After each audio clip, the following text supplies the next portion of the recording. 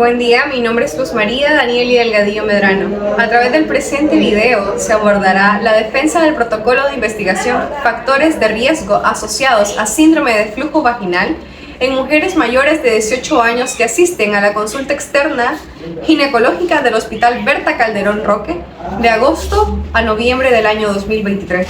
Los autores son Alberto Javier Alanís Mondragón, Luis Gustavo Jarquín Ponce, Eliezer Antonio Martínez Urbina, Ana Guadalupe Pérez Pomier y mi persona. Tutor, Dr. Manuel Alfaro González.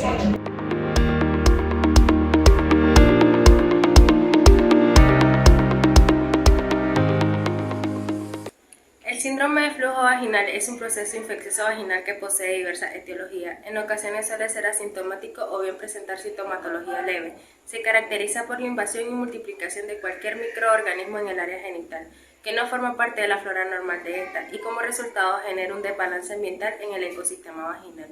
En Nicaragua, una gran parte de las mujeres en algún punto de su vida han estado expuestas al menos una patología genital que cursa clínicamente con síndrome de flujo vaginal, ya sea por alteraciones a nivel del pH o bien por infecciones adquiridas por exposiciones al medio o a través de la vida sexual.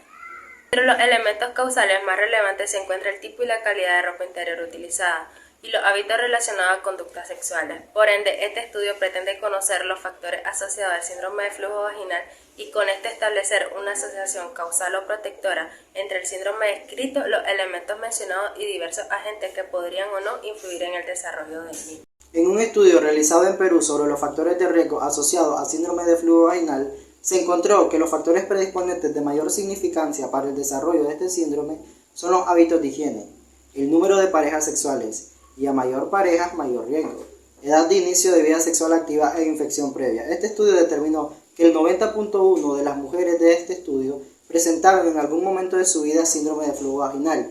El 55.6% de estas mujeres presentaban dos o más de los factores de riesgo previamente mencionados y un 34.6% presentaban al menos un factor, lo que determina una significancia alta, estableciendo una relación entre el desarrollo de este síndrome y los factores de riesgo, según Avedaño y Choque en 2019. Como justificación, tenemos que la presente investigación surge de la necesidad de indagar los factores que están relacionados al síndrome de flujo vaginal, con el propósito de establecer una relación causal de las características sociodemográficas que se presentan en el aumento del síndrome del flujo vaginal. También con este estudio se pretende evidenciar de manera estadística los factores que inciden en la aparición del síndrome en cuestión. Ante la recurrencia de consulta en el Hospital Berta Calderón Roque, en la especialidad de ginecología se ha observado diferentes patologías, algunas graves, lo que ha propiciado un clima de preocupación sobre los factores que desencadenan dicha patología. Por lo tanto, resulta de especial interés conocer cuáles son los factores asociados al síndrome de flujo vaginal en mujeres que asisten a la consulta externa de ginecología del Hospital Berta Calderón y a partir de ahí instar a diferentes sitios de atención médica ginecológica a tomar cartas en el asunto y tomar medidas que permitan prevenir las constantes olas de consultas a causa de este síndrome. Continuando con nuestro planteamiento, decimos que el síndrome de flujo vaginal es un proceso infeccioso caracterizado por flujo, prurito, irritación, disuria, fetidez vaginal por la invasión y multiplicación de cualquier microorganismo. Según la Organización Mundial de la Salud, cada año se presentan más de 340 millones de casos de infecciones de transmisión sexual, curables que tienen como manifestación clínica el síndrome de flujo vaginal. En múltiples regiones de Nicaragua, en los últimos años se han registrado un importante ascenso de casos de infecciones de transmisión sexual, de los cuales la mayoría se asociaban a síndrome de flujo vaginal, lo que evidencia un riesgo sustancial para la mujer. Si bien es cierto, se trata de llevar el mejor manejo sindrómico posible, la mayoría de las féminas son tratadas de manera clínica y aún no existe un volumen significativo de estudio que respalden los factores de riesgo asociados a la sintomatología detrás del síndrome de flujo vaginal, lo que como grupo de estudio nos ha llevado a la siguiente interrogante: ¿cuáles son los factores asociados a síndrome de flujo vaginal en mujeres mayores de 18 años y que asisten a consulta externa de ginecología en el Hospital Escuela Berta Calderón, agosto a noviembre de 2023? objetivo general tenemos determinar los factores asociados a síndrome de flujo vaginal en mujeres mayores de 18 años que asisten a la consulta externa de ginecología en el Hospital Berta Calderón en el periodo de agosto a noviembre del año 2023. Como objetivo específico, indagar los factores sociodemográficos asociados a síndrome de flujo vaginal, identificar los factores higiénicos asociados a síndrome de flujo vaginal y señalar los factores gineco-obstétricos asociados a síndrome de flujo vaginal. Las hipótesis de investigación son: número 1. Las mujeres que utilizan ropa interior que no es de algodón y cuya vida sexual fue de inicio temprano suelen sufrir más de síndrome de flujo vaginal que aquellas que no poseen estos factores de riesgo. Y como hipótesis nula, la ropa interior de algodón y el inicio de vida sexual activa a una edad temprana no son de relevancia clínica y estadística para el desarrollo de síndrome de flujo vaginal. Este es un estudio observacional analítico de caso y control, lo que quiere decir que el investigador se decide a limitar o medir los fenómenos y describirlos tal a como se encuentran presentes en la población de estudio.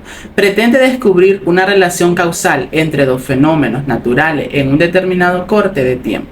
Y es de caso y control porque establece un punto comparativo entre dos grupos para dar lugar a una población de exposición esperada para el desarrollo de la enfermedad. Continuando con el lugar de estudio, el estudio será ejecutado en el Hospital Berta Calderón Roque. Dicho hospital fue elegido por ser el centro de referencia nacional para la atención de la mujer en Nicaragua, recibiendo mujeres de manera diaria, provenientes de todas las regiones del país y diversificando de manera la muestra de estudio para hacerle más eficiente y descartando así la posibilidad de la información recolectada corresponda únicamente a una región reducida del país. Además, al ser el hospital de la mujer, nos va a facilitar el estudio, siendo que en gran mayoría de los pacientes que acuden a este centro asistencial son femeninas. La mayoría de estas están en una edad reproductiva. Y bien, la muestra utilizada en este estudio se estimó mediante una prueba piloto, donde se incluyeron a 24 mujeres mayores de 18 años, en los cuales 4 de ellas correspondieron al grupo de control, o un total de 38%, y 15 de ellas correspondieron al grupo de casos, en un 62% de la muestra utilizada. Dentro de los criterios de inclusión tenemos 1. Ser mayor de edad, tener 18 años cumplidos o más. 2. Disponibilidad para participar en la investigación. 3. Haber firmado el consentimiento informado pertinente para la utilización de los datos a recolectar. Dentro de los criterios de exclusión tenemos 1. Ausencia de lucidez mental o incapacidad de brindar respuesta de manera adecuada y que permita la recolección idónea de la información a solicitar. 2. Información brindada de manera incompleta. Y 3. Estar embarazada.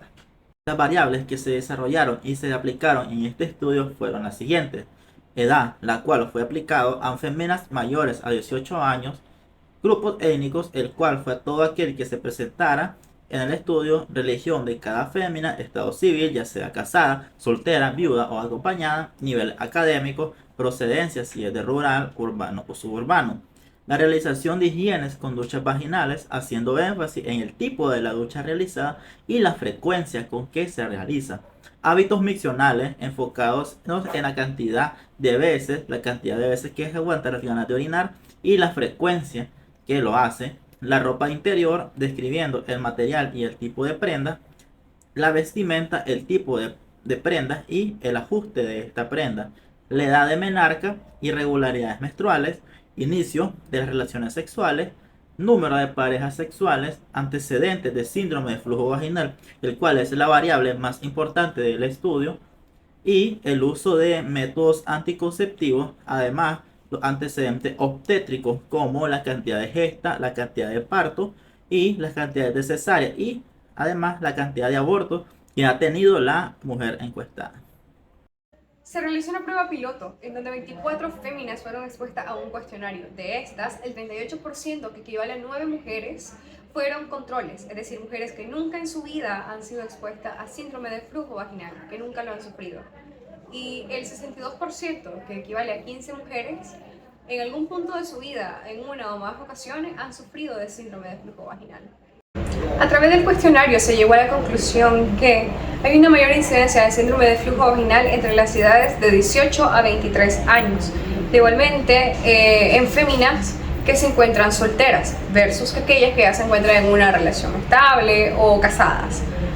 Y también estableciendo una comparación entre casos y controles, se evidencia que los controles, es decir, aquellas mujeres que no han sufrido el síndrome de flujo vaginal, tienden a tener en porcentaje más mujeres preparadas o más educadas, académicamente hablando, que aquellas que sí han sufrido síndrome de flujo vaginal, demostrando una incidencia mayor en aquellas que únicamente cursaron el bachillerato o bien que se encuentran cursando vida universitaria. También se demostró que no existe una relevancia estadística en cuanto a la procedencia, si es urbana o rural. Parte importante y fundamental que se llevó a determinar a través de esta encuesta fue que la cantidad de micciones diarias sí guarda una relación con el síndrome de flujo vaginal. Es decir, entre menos veces se va al baño en el día, más posible es que se sufra de este síndrome. De igual manera, entre más veces se retiene la orina en un día, más posibilidades hay. Otro punto relevante a mencionar son las duchas vaginales, ya que se demostró que sí existe una relación entre las duchas vaginales y la presencia del síndrome de flujo vaginal. En cuanto a la utilización de papel higiénico para poder utilizar después de una micción, se demostró de que aquellas mujeres que no siempre utilizan el papel higiénico o que no lo utilizan del todo después de orinar, tienden a desarrollar este síndrome.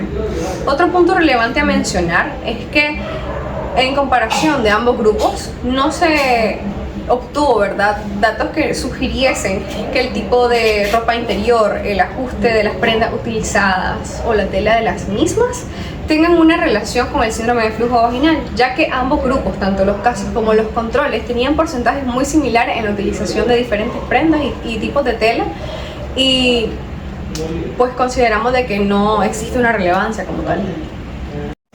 Punto fundamental a destacar es que el inicio de vida sexual activa y la cantidad de parejas sexuales sí tienen una relación con el síndrome de flujo vaginal, ya que nuestros casos tendían a iniciar vida sexual activa en una edad más temprana que nuestros controles, lo cual es un indicador de que a más temprano se inicia vida sexual activa, mayor es la probabilidad de sufrir este síndrome. De igual manera, nuestros controles todos tenían entre 1 y 2 parejas sexuales durante su vida, y nuestros casos tenían una cierta cantidad en mayoría, lo cual nos lleva a la conclusión de que la cantidad de parejas sexuales es directamente proporcional a la probabilidad de que se pueda desarrollar el síndrome de flujo vaginal.